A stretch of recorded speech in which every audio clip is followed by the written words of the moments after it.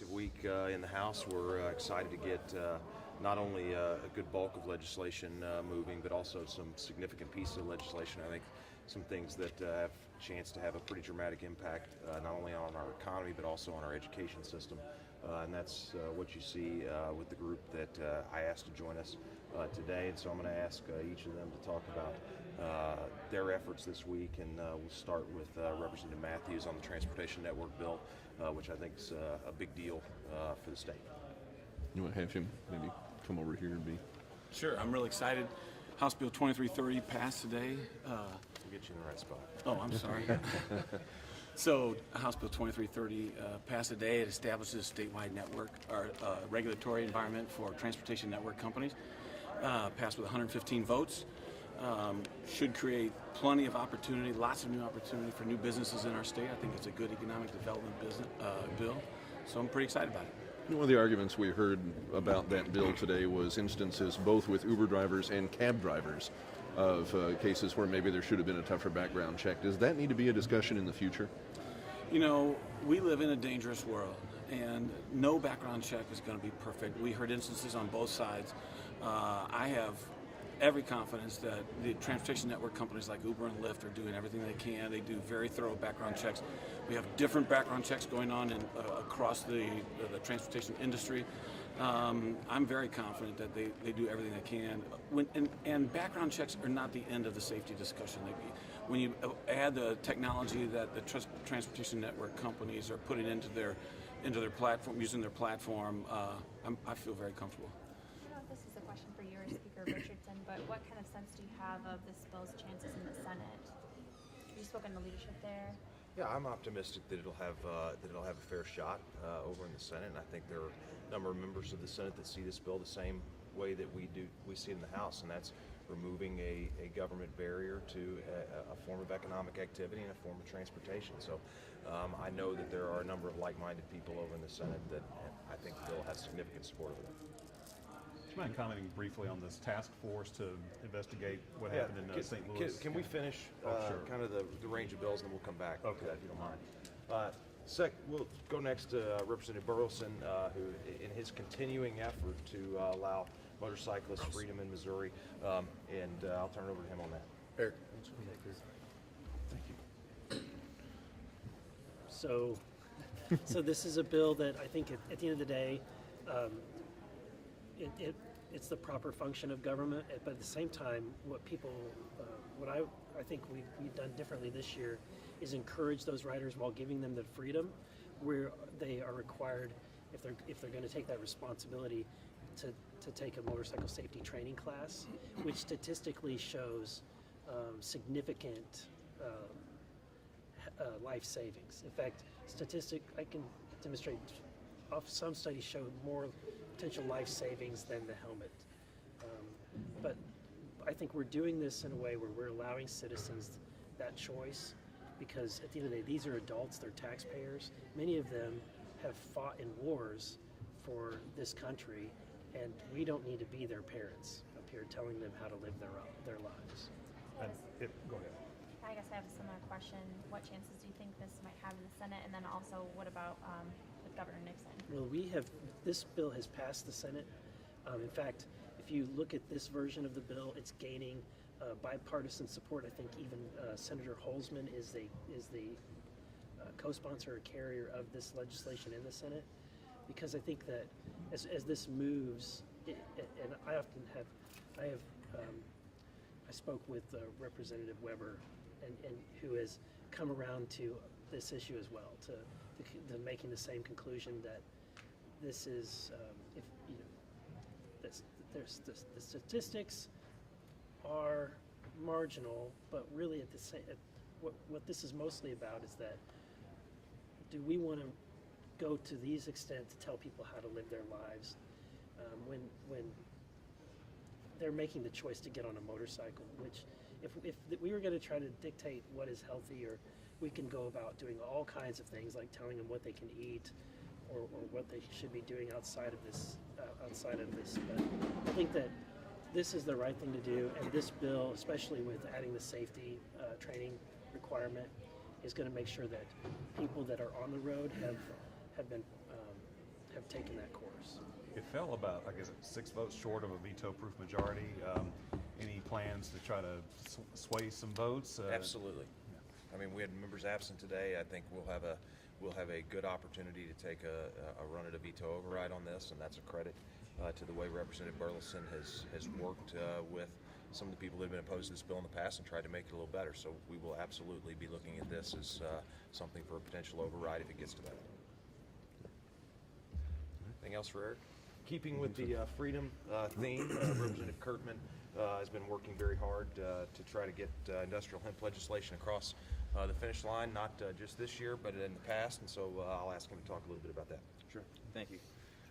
House Bill 2038 was perfected this week, and what this bill is going to do is it's going to allow farmers and different investors in our state to have an opportunity to participate in a new crop. It's not really a new crop, but it's certainly going to be a new market. 25 other states have already beat us as far as making sure that industrial hemp is legalized for growth.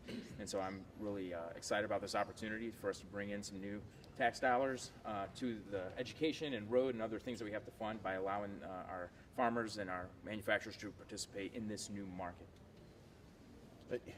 I'm kind of just curiosity question, but Missouri's agriculture and the regions are so diverse. Do you have any idea what parts of the state would be best for growing hemp?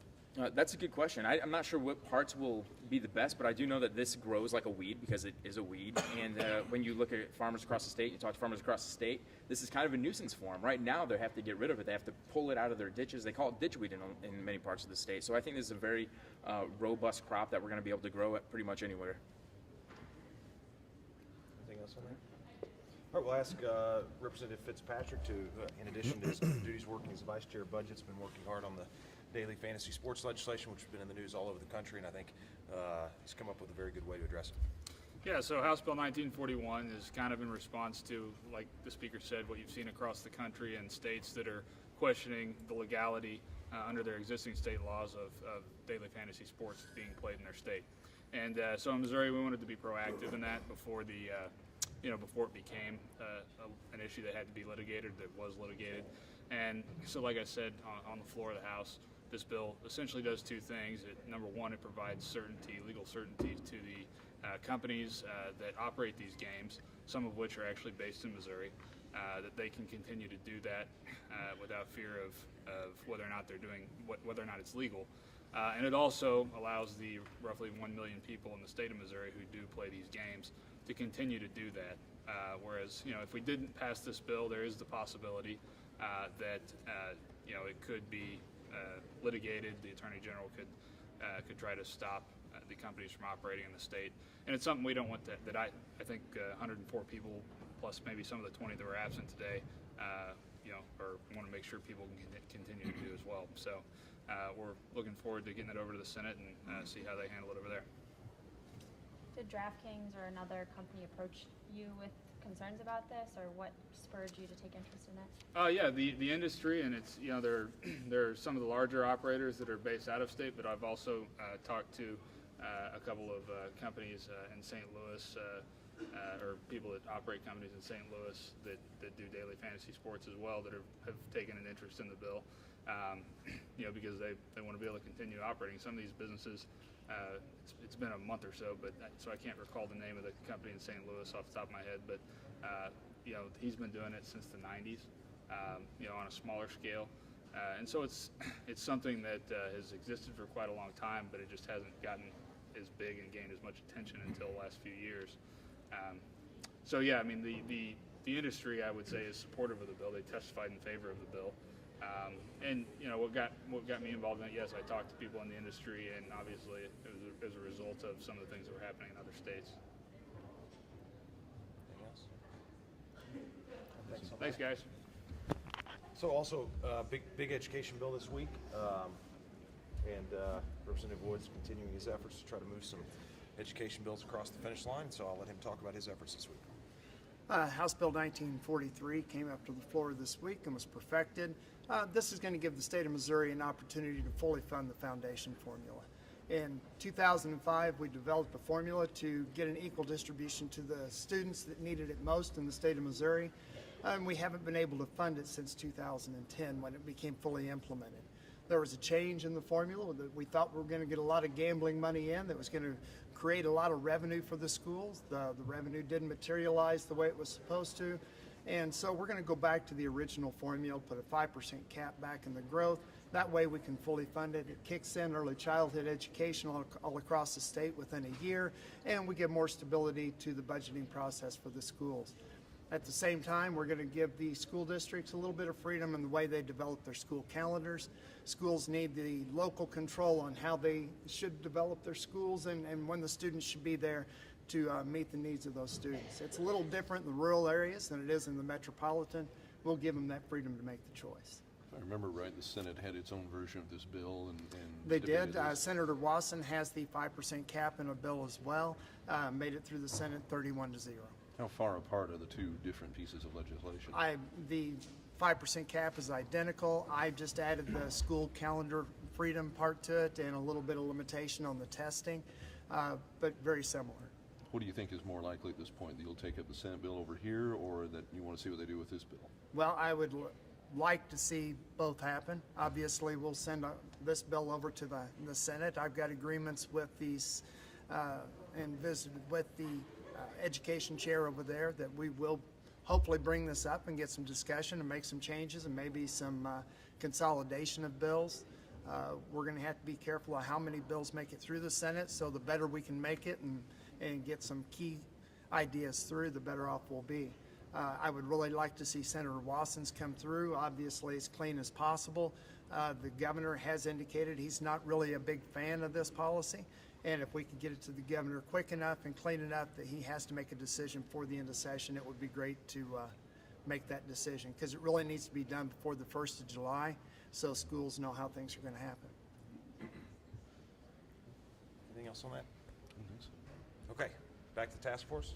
Yeah, if you would, just kind of summarize what you hope to come out of it, when it might meet first. Well, and the question of when it might meet is a question for Chairman Shamed Dogan, who I appointed to lead that effort, along with Vice Chairman Representative Jason Chipman. You know, obviously there were some concerns with what happened in St. Louis on election night, and I think anytime you see a Court of Appeals entering an order extending voting hours, I think the public deserves to get to the bottom of why that happened and what the irregularities were. So what I've asked them to do is start a process of kind of collecting some information, and we'll see whether the task force is sufficient to get the answers that we think we need. And if not, I'll consider appointing a full-blown special committee to look at it, where they can actually take some testimony and hear some witnesses. Did you look into the possibility of doing a joint committee with the Senate first, or is that something that may still Well, happen? to do a joint committee, we've got to do that statutorily, but to the extent there are members of the Senate that want to look at this along with our House members, we'll be more than happy to work with them on that. I don't know what the time frame is on your task force, but we've got a couple more elections coming up here pretty quickly. What would you call on election leaders to make sure they're doing before we get to August and November? I think that's the purpose of the task force. Let's figure out what the breakdown was, why there weren't enough apparently of the correct ballots at the right places, and figure out where the breakdown in the system is. The stakes were very high this past Tuesday. They're going to be even higher in August and November, and I think the people of Missouri ought to deserve their election system to run a little better than it did in the St. Louis area on Tuesday night. So that's your goal, is to have that quick a turnaround on this? Oh, absolutely. I think Representative Dogan's going to start this process with haste and hopefully get some answers. And I'm not sure that it's going to produce something that's going to require a legislative fix or a bill to be passed, but I think as a General Assembly we have an obligation to help investigate these types of situations and find out why there was a breakdown in the system. Are you hoping to see a committee vote come up on Senate Joint Resolution 39, the Religious Shield Bill? Are you hearing from any business or industry groups about not pushing this forward? I think you already know the answer to that question, since you guys have all written stories about the letters they've delivered to both me and Representative Haar. Listen, I've referred the bill to Chairman Haar. I anticipate he will have a hearing on it, and we'll see what happens with it at that point. Would it be your preference to pass it clean, as they are requesting in the Senate? Look, it's my preference to help lead the House to what the will of the House is, and there's certainly a desire amongst some in the Senate and some in the House to pass that clean. There's obviously a desire to do it elsewhere. So I'm not going to prejudge the committee process. I'm certainly not going to tell my chairman that they have a specific order to keep bills clean. I want my chairman in all instances to give legislation a thorough and full vetting, and if in their estimation the bill is right and good as it is, then they'll pass it clean. If they think there are changes, then we'll consider those at that time. Does it have the full support of the caucus? I'm not sure that I could pick out any issue that has 100% support in our caucus. We're a diverse caucus. When you have a caucus that's 116 members large in a state as diverse as Missouri is, you're going to have a lot of different kinds of Republicans. But I know that our caucus is going to work through this issue the same way we've worked through others. You might go to a paycheck override. I'm hopeful to get to it as soon as possible, maybe next week. As you all well know, the margins were close on that. I've got to have nearly all the members here, and so hopefully we'll get to that next week, and I'm still very confident we'll get it done. How far are you now? Do you have any indication of how many more votes you need to get the override? I'm just as confident as I was when we started this process. We started this process with the intent to build towards a veto-proof majority on this measure, and I'm still very, very confident that at the end of the day we'll have 109 votes or more to get it done.